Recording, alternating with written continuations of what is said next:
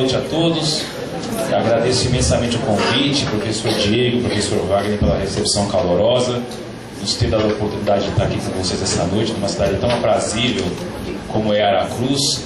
E aprazível de várias maneiras, né? Eu sou de Ribeirão Preto, o Lúcio é de Uberaba, o Glauco é de Jundiaí, nós somos do interior. Não temos praia. Então a gente vem invadir um pouco a praia de vocês, né? Amanhã a gente vai se deleitar, obviamente, né? Nós vamos retardar o regresso aos nossos lares o máximo possível, aguardando nossas esposas com o pau e macarrão, mas queimadinhos de sol, né? Devidamente nutridos com o álcool que integra a caipirinha. Se Deus quiser, teremos uma estadia bastante proveitosa aqui com todos vocês. É óbvio que eu falo sobre precedentes. É muito difícil esgotar o assunto em tão pouco tempo, né? Um assunto deveras complexo, muito complexo. Eu me comprometo então com vocês, a quem passa a Globosat no canal aqui em Aracruz, então tem um programa que chama aqueles voos panorâmicos. Vamos conhecer as montanhas rochosas dos Estados Unidos. Aí pega o aviãozinho e dá aquele voo. Vamos conhecer agora o Ushuaia, a Patagônia, a Argentina. É mais ou menos isso que eu vou fazer com vocês hoje.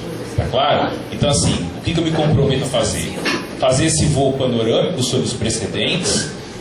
Ao fim da aula, devidamente alcoolizados, nós vamos continuar no TICA. Óbvio que o álcool nos abre a mente, eu vou ter mais inspiração.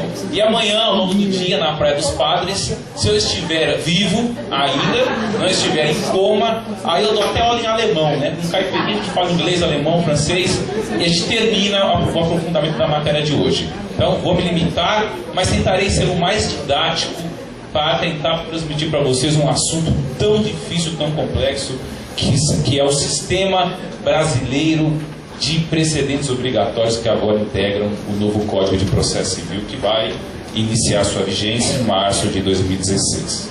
Muito bem. Por que o legislador se preocupou em instituir a figura dos precedentes obrigatórios? Por várias razões. É óbvio que até então os precedentes judiciais não são obrigatórios nem para o próprio Poder Judiciário, tanto mais para a administração pública e para os cidadãos em geral. Não é? O que nós temos no texto constitucional é que as decisões do Supremo Tribunal Federal e as suas súmulas são vinculantes e têm oponibilidade erga omnes. Eles têm força obrigatória geral para toda a comunidade. Mas, em regra, os precedentes, ou melhor, as decisões judiciais, são vinculantes para as partes nos limites subjetivos da coisa julgada. Em regra é assim. Ou seja, as decisões judiciais, mesmo aquelas proferidas pelos tribunais superiores, vinculam aqueles que foram partes do processo ou terceiros intervenientes, ou eventualmente aqueles outros que, embora não integrando a relação processual, a lei diz que são alcançados pela coisa julgada. O que é importante no tema da obrigatoriedade dos precedentes é que eles adentram o sistema processual brasileiro com a promessa de que vão nos proporcionar maior segurança jurídica. Por quê? Porque é comezinho que, por exemplo, a administração pública, à exceção das decisões em que foi parte em processos, e à exceção das súmulas vinculantes e decisões do Supremo em controle abstrato de constitucionalidade, não costuma se curvar às decisões dos tribunais superiores. E não obstante, por exemplo, haja uma súmula do Superior Tribunal de Justiça contra os interesses, por exemplo, da Fazenda Pública, esta mesma Fazenda Pública, não raro, continua se comportando de maneira contrária ao entendimento sumulado, repito, pelo Superior Tribunal de Justiça. Então é óbvio que isso, em alguma medida, causa, ou acredita-se que causa, alguma insegurança jurídica e, portanto, um desprestígio à função jurisdicional exercida pelos tribunais superiores.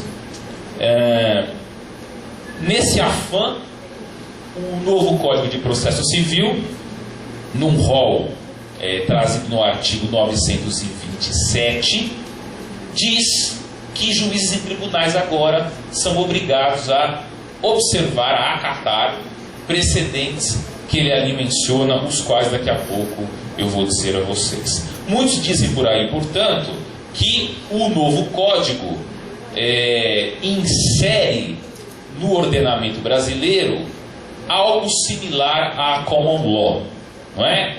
Nós costumamos ouvir desde os primeiros anos de faculdade que no sistema da common law a fonte primordial do direito não é propriamente a lei, mas seriam os precedentes. Será que isso é verdade? Vamos analisar um pouco como é que funcionam os precedentes num sistema de common law. Os sistemas de common law, via de regra, vigem em países de tradição anglo-saxã. Tá claro? É óbvio que isso tem algumas exceções. Por exemplo, na província do Quebec, que é uma província francesa, de influência europeia continental, o sistema é do civil law, não é do common law. Não é? Como é que funciona no common law? Por que no common law o precedente é a fonte primordial do direito? Porque, em geral, hoje em dia as coisas não são bem assim, mas grosso modo, as normas de conduta dos cidadãos é extraída dos precedentes produzidos pelos tribunais. Grosso modo é assim. Então como é que funciona? Nós não somos desse sistema. Talvez seja um pouco difícil para nós visualizar como é que isso funciona. Mas não é difícil. É bem verdade que esses países do common law adotam também direito legislado. Existem códigos, existem textos de direito positivo, existem consolidações de leis. Isso existe em países como Inglaterra, Canadá, Jamaica, Estados Unidos, Nova Zelândia, Austrália, enfim. Porém, o direito é na medida em que o entendem os tribunais. Portanto, o tribunal, quando produz um precedente, ele produz uma norma de conduta direcionada a todos os cidadãos que integram a comunidade em geral. O precedente produzido num caso concreto serve de orientação normativa com força obrigatória geral. É, portanto, a fonte de direito central do sistema do common law. E como é que se faz isso? Não é fácil. O precedente costuma estruturalmente ser dividido em duas partes. De um lado, nós temos o caso concreto que será resolvido por aquela decisão singular chamada precedente. A outra parte do precedente, ao lado do caso, são as razões jurídicas fundamentais a partir das quais o juiz ou um tribunal compõem a lide, resolvem o conflito. A tradição inglesa chama isto de ratio decidendi, que em latim quer dizer a razão de decidir. Já os norte-americanos gostam mais do termo holding. Holding ou ratio decidendi são exatamente a mesma coisa. Repito, a holding ou a ratio decidendi é a parte do precedente que contém a norma jurídica que resolverá o caso concreto.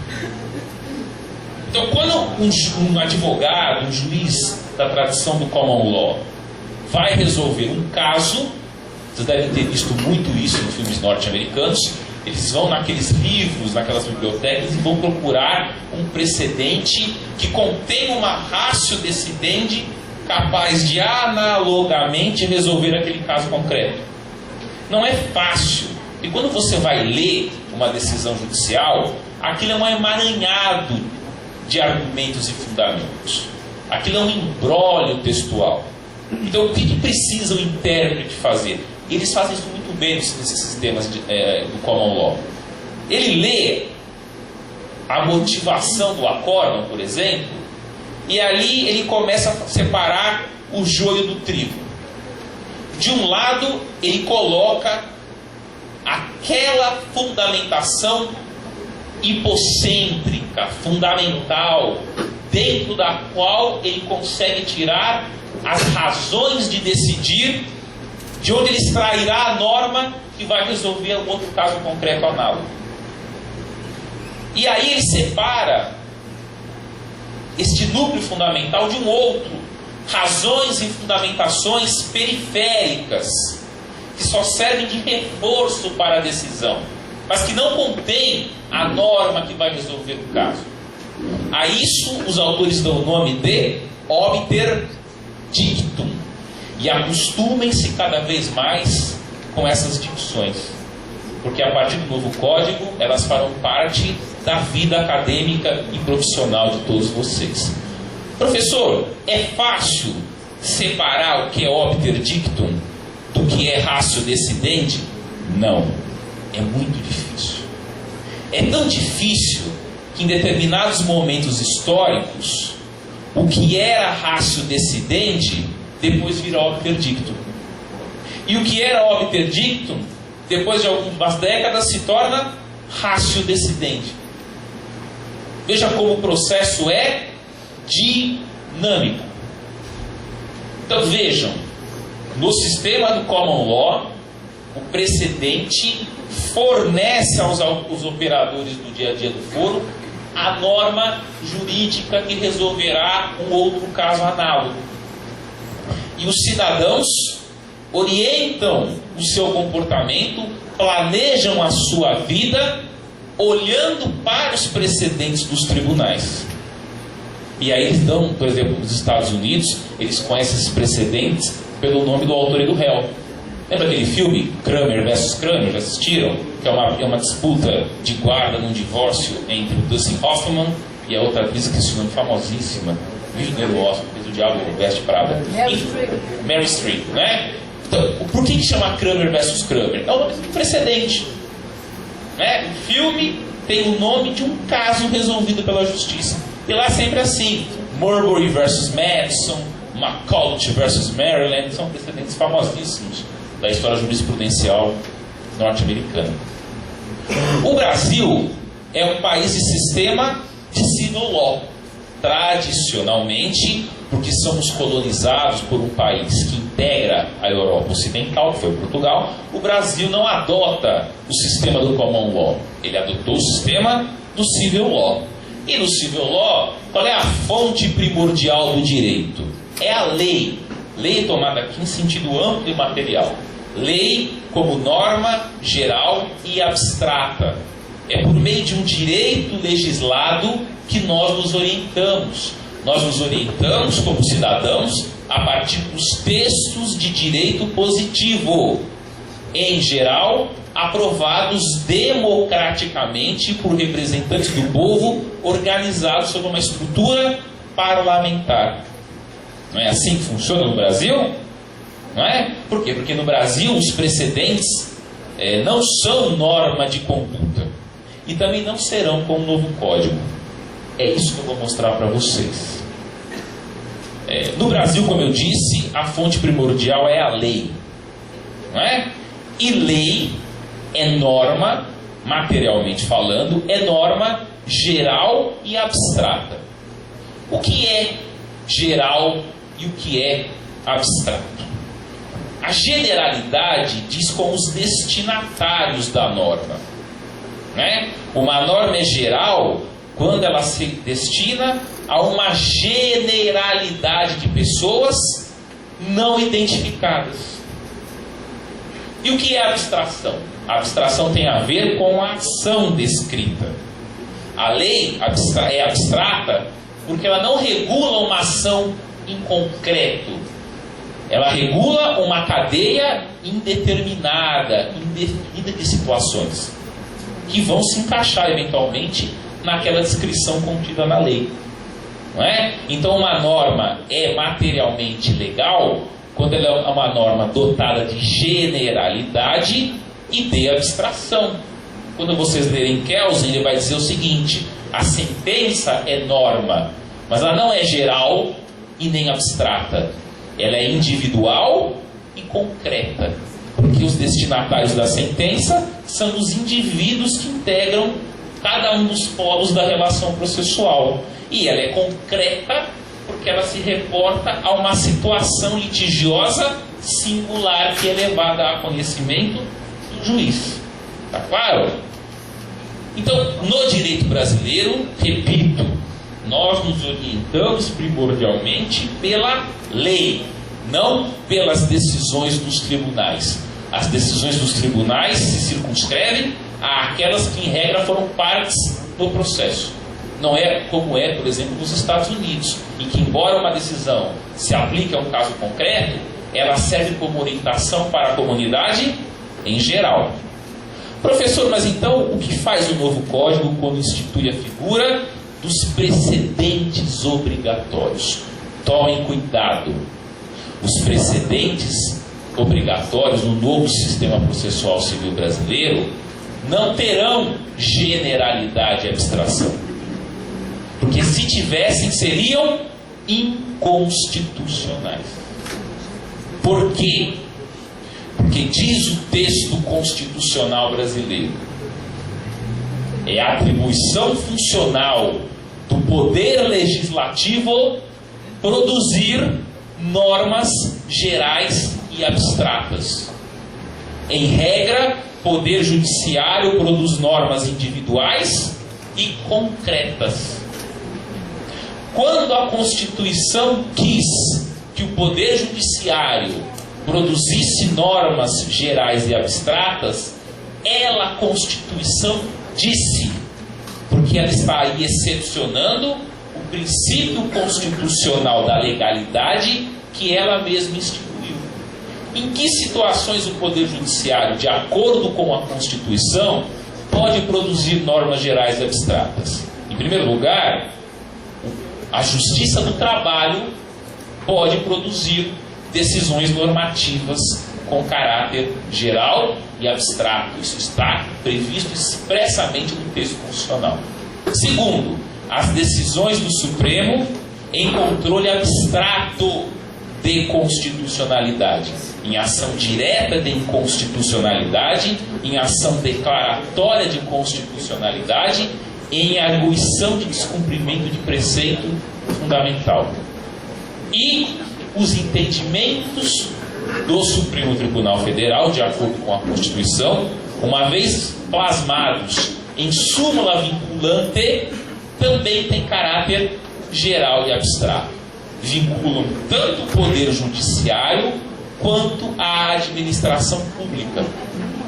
São norma geral e abstrato para a administração pública, que é um ente extrajudiciário.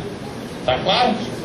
É por isso que o Código de Processo Civil Novo teve o cuidado de dizer que os precedentes obrigatórios só são obrigatórios para juízes e tribunais. Ou seja, os precedentes obrigatórios a partir de agora serão norma, mas eles não são norma geral, eles são norma que tem como destinatários específicos os juízes e os tribunais. A administração pública e os cidadãos em geral continuarão se orientando normativamente pela lei. Nós não temos um sistema de precedentes igual ao common law. Entenderam a diferença? E é por isso, portanto, e só nesse sentido é que o novo código é constitucional. Porque se o novo código dissesse que os precedentes serão obrigatórios também para os cidadãos em geral e para a administração pública em particular, ela transformaria esses precedentes obrigatórios em leis. E isso seria inconstitucional, porque a Constituição não prevê isso. Está claro? Então tomem muito cuidado com alguns processualistas que andam por aí dizendo, processualistas que não entendem patavinas de direito constitucional. Ah, professor, mas seria muito bom que os cidadãos, isso seria bom para a segurança jurídica, que os precedentes dos tribunais fossem norma obrigatória para todos. Até concordo, Mas o que eu acho que é bom para o país não foi o que o legislador constituinte decidiu em 1988. Querem que os precedentes sejam obrigatórios para todos? Editem uma emenda constitucional. Tá claro? Vejam que interessante. Que precedentes são esses, tidos como obrigatórios pelo novo Código? Eles estão arrolados no artigo 927, que diz o seguinte: os juízes e os tribunais observarão: 1. As decisões do Supremo Tribunal Federal em controle concentrado de constitucionalidade. 2. Os enunciados de súmula vinculante. 3. Os acórdãos em incidente de assunção de competência. Não vou ter tempo de explicar o que é incidente de assunção de competência. Ou de resolução de demandas repetitivas, ou em julgamento de recursos extraordinários ou especial repetitivos. Também serão de observância obrigatória pelos juízes os enunciados das súmulas do Supremo em matéria constitucional e do STJ em matéria infraconstitucional. E por fim, são obrigatórios a orientação do plenário ou do órgão especial aos quais os juízes estiverem vinculados. Esses são os ditos precedentes obrigatórios. E vejam que interessante. Como é que fica a situação desses precedentes se todos nós sabemos que os tribunais superiores mudam de opinião o tempo todo? Não é?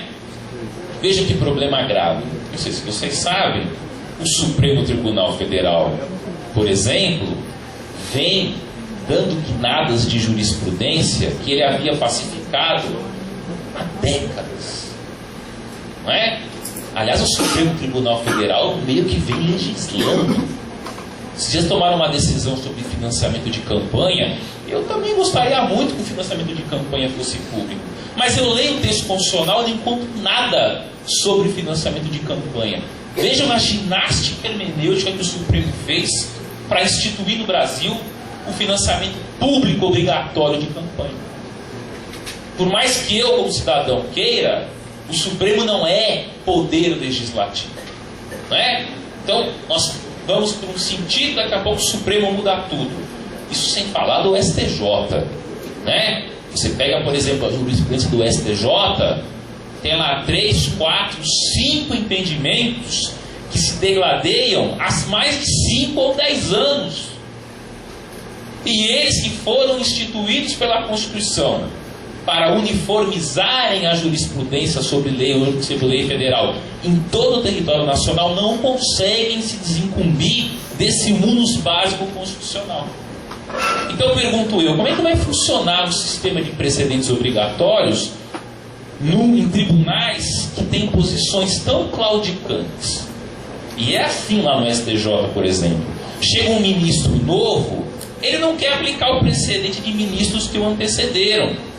Eles não têm reverência histórica pelos juízes que notabilizaram aquela corte e que os antecederam. Eles dizem, eu não produzi esse entendimento, por que eu vou me curvar a ele? Eu tenho outra opinião. E com isso, cada um que vai entrando, vai dando o seu piteco, e o sistema não consegue se pacificar. Mas também não é só isso. Vejam que coisa interessante. Quando nós produzimos um precedente, ou um tribunal, ele produz um precedente, vamos diferenciar. Qual é a distinção entre precedente e jurisprudência? Não se esqueçam disso. Um precedente é uma decisão do Poder Judiciário para um determinado caso concreto. Isso é precedente. Precedente é sinônimo de decisão. O que é jurisprudência? Jurisprudência é um entendimento que veio se firmando sobre um tema num determinado sentido a partir de uma sucessão de precedentes. São precedentes vários e sucessivos no mesmo sentido em relação a um determinado tema.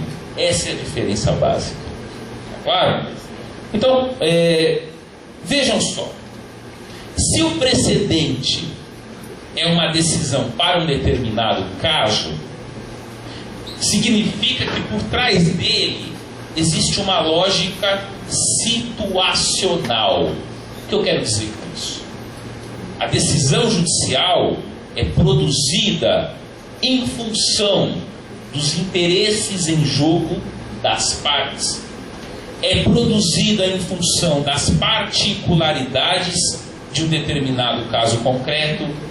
É produzido em função das circunstâncias históricas em que o caso e os juízes que o julgam estão inseridos. Então vejam que interessante. O Superior Tribunal de Justiça, por exemplo, produz um determinado precedente que deriva de um determinado caso. E aí eles resolvem sumular. Olha, nós temos vários precedentes no mesmo sentido, vamos sumular, vamos criar uma súmula. Aí passam uns 2, 3 anos, aparecem casos que aquela súmula resolveria, mas aqueles casos têm particularidades. Os advogados são outros, argumentos melhores, fundamentos mais amadurecidos, e de repente o que fazem os ministros do STJ percebem que agora existem outros enfoques para aquele mesmo tipo de situação e resolvem, não raro, mudar o entendimento e revogar súmulas que eles precipitadamente editaram. Esse exemplo que eu lhes dou mostra o quê? Mostra algo que um grande filósofo português já dizia há alguns anos, Castanheira Neves, que não se separa questão de direito de questão de fato. Quem pensa o direito, pensa olhando para casos, ainda que hipotéticos. E quando um jurista lida com uma questão de fato, ele lida tendo como prisma o seu entendimento sobre o direito que sobre ele recai. Questão de fato e questão de direito, diz o professor Castanheira Neves, são fenomenologicamente indissociáveis. Nesse sentido, o precedente é uma espécie de esterectomia. É um corte, é um rasgo agressivo que separa a questão de direito da questão de fato.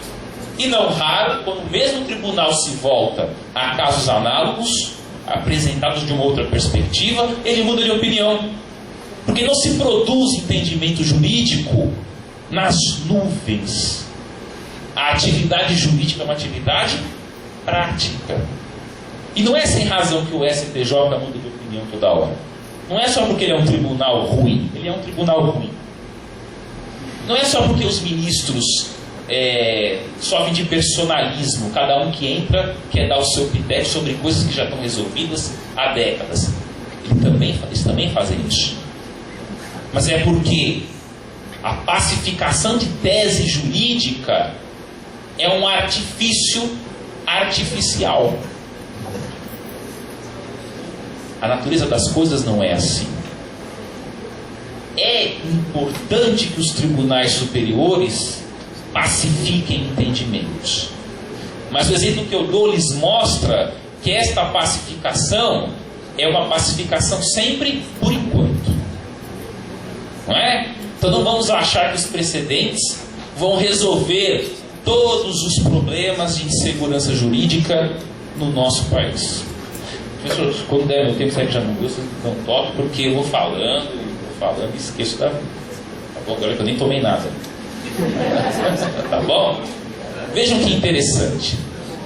O novo Código de Processo Civil tenta resolver esse problema. E aí ele escreve o seguinte, eu vou tomar a liberdade de ler é sempre chato, mas eu vou precisar ler rapidinho o texto do artigo 926. É lindo. Ele diz o seguinte: os tribunais devem uniformizar sua jurisprudência e mantê-la estável, íntegra e coerente.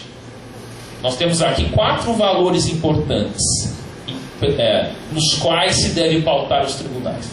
1. Uniformidade. 2. Estabilidade. 3. Integridade. 4. Coerência. O que é ser uniforme? Ser uniforme é decidir sempre no mesmo sentido.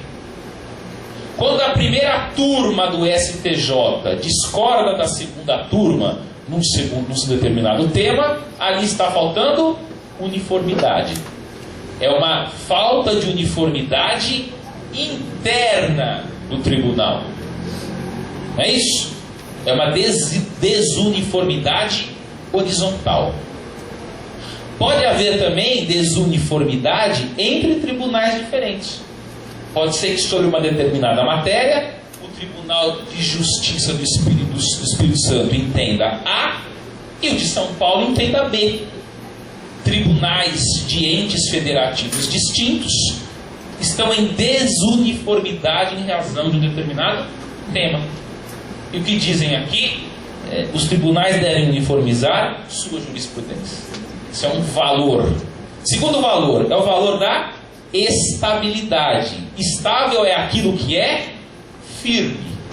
Portanto, um tribunal é estável quando ele não muda a todo momento os seus entendimentos internos. Está claro? Isso é ser estável. Os tribunais também devem manter sua jurisprudência íntegra. O que é integridade?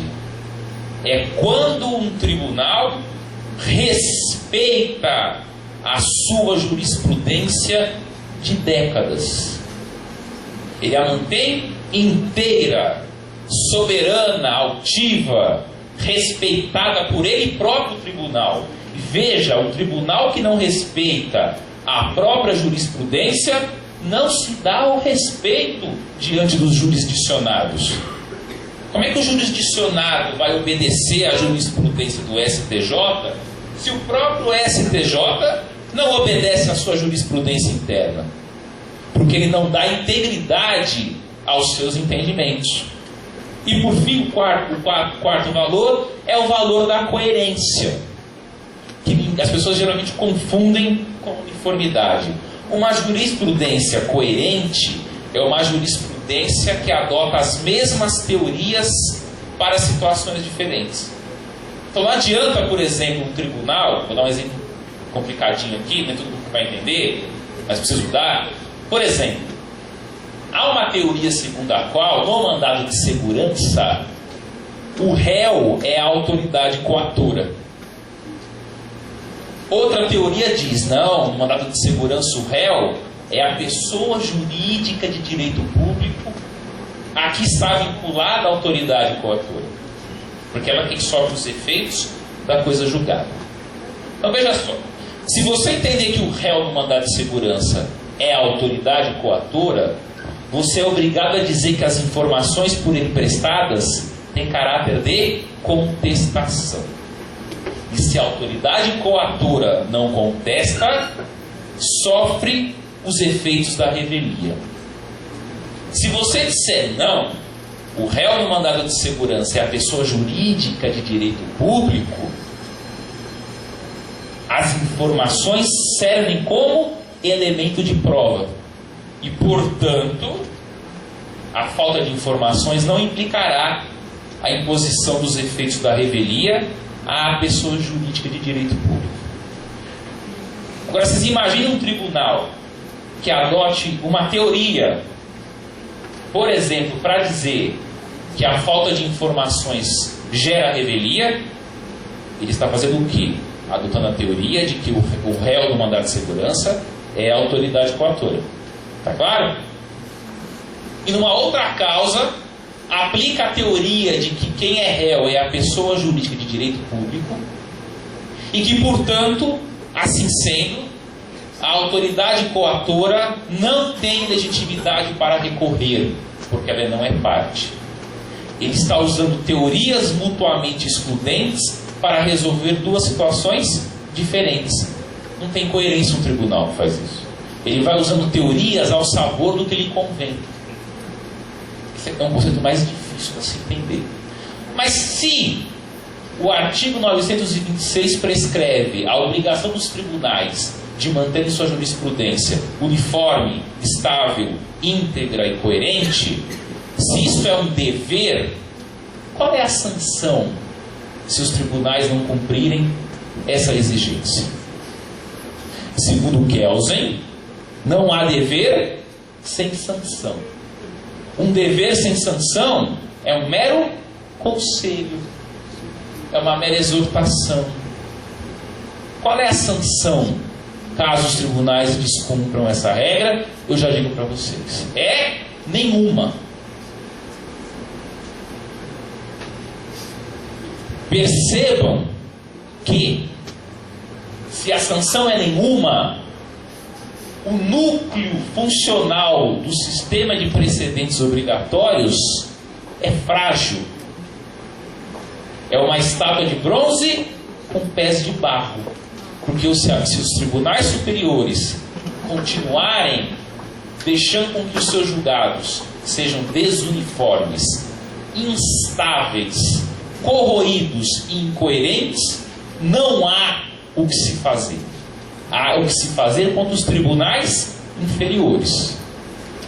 Porque se o STJ continuar se comportando do jeito que ele se comporta, e se o Supremo Tribunal Federal continuar se comportando do jeito que ele se comporta, você vai reclamar para quem? Para o Papa Francisco? De jeito nenhum. Não é? Então veja que o sistema é frágil, embora ele se valha do quê? De vários expedientes de retórica. Ele é um dispositivo exortatório. Ele conclama solidariamente de todos os juízes e tribunais agora andarão de mão dadas. Ei, vamos embora, que esperar não é haver. Vamos todos em direção a uma jurisprudência uniforme, íntegra, coerente e estável.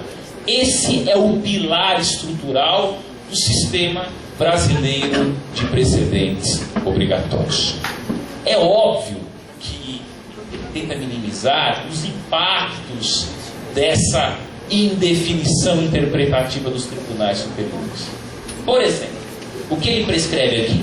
Tem duas medidas que eu acho interessantíssimas. Primeiro, olha o que ele fala. Sempre que um desses precedentes obrigatórios for superado, os ingleses chamam isso de overruling, né? O tribunal resolveu alterar um desses precedentes obrigatórios arrolados pelo artigo 927. O que ele tem que fazer? Primeiro, ele tem que dizer quais foram as alterações normativas,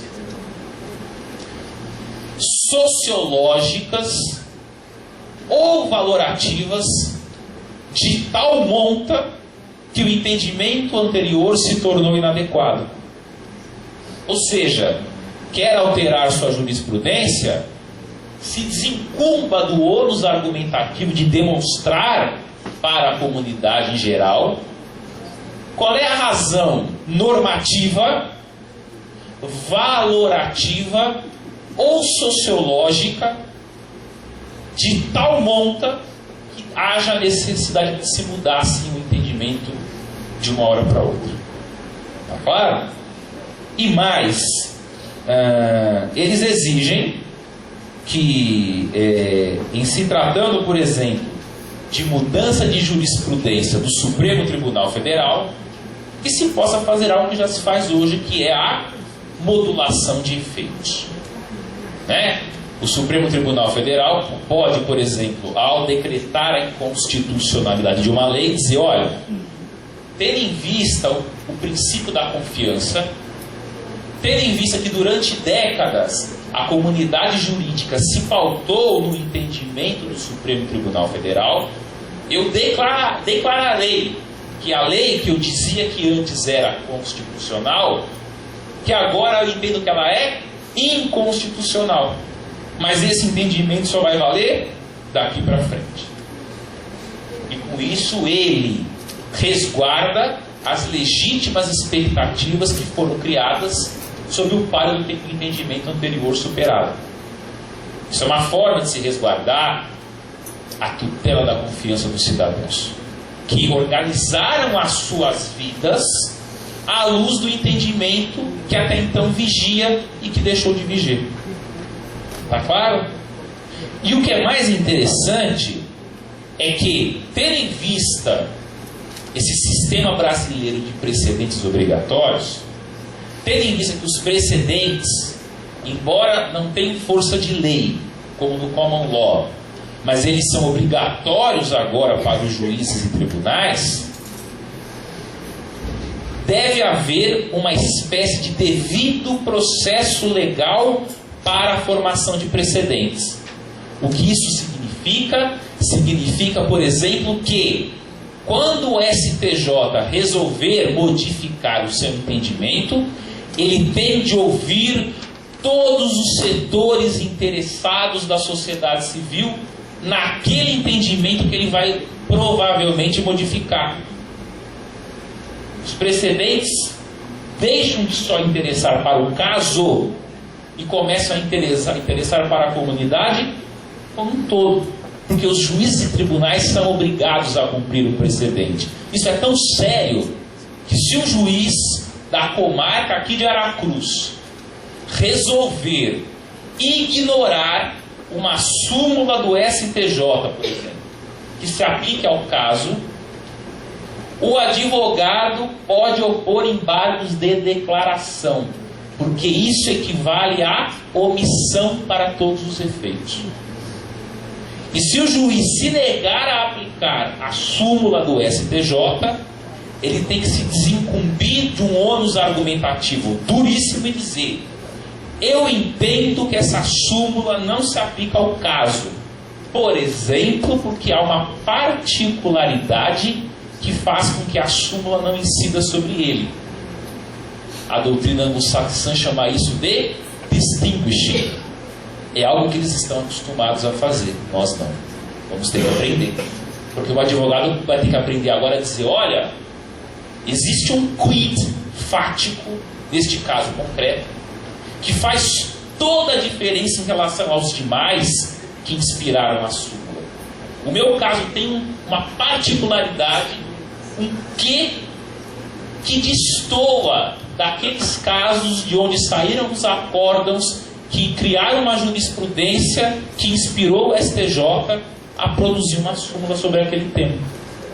Nós vamos ter que aprender. É outra forma de advocacia e é outra forma de judicatura. Ou dizer o seguinte: não aplico a súmula do STJ, porque houve aquilo que os americanos chamam de implied overruling. Houve uma superação tácita do precedente. O STJ não revogou, ou melhor, ele não cancelou formalmente a súmula, mas a súmula já está materialmente superada. Ou porque o direito se modificou ao longo dos anos, ou porque a realidade social mudou e aquela interpretação que está por trás da súmula se tornou inadequada, ou porque os valores da sociedade brasileira, ou capixaba, ou qualquer outro que seja, se modificaram. Então existe um ônus argumentativo muito pesado para o juiz que diz: não vou aplicar a súmula, mas ele ficar quietinho e não se desincumbir desse ônus, para todos os efeitos a sua decisão é omissa, e dela cabe a oposição de embargos de declaração. Entendem como é uma outra vida? O mundo que lhes espera agora é outro. Quem está no primeiro ano vai ter tempo de se preparar. Quem está para se formar, lamento, a vida é dura, filho. Vão ter que correr atrás do prejuízo. Porque o que está por vir é uma nova advocacia e uma nova judicatura. E vejam que interessante: toda vez que um juiz invocar um precedente obrigatório, diz o parágrafo 1º do artigo 489, que traz as regras de fundamentação, diz o seguinte: sempre que o juiz invocar um precedente para resolver o caso, ele é obrigado a ir à descrição do caso e analiticamente demonstrar que o caso julgado é semelhante ao caso que gerou o precedente. Isso é o fim do mal desgranhento do ementismo. O que os juízes e advogados fazem?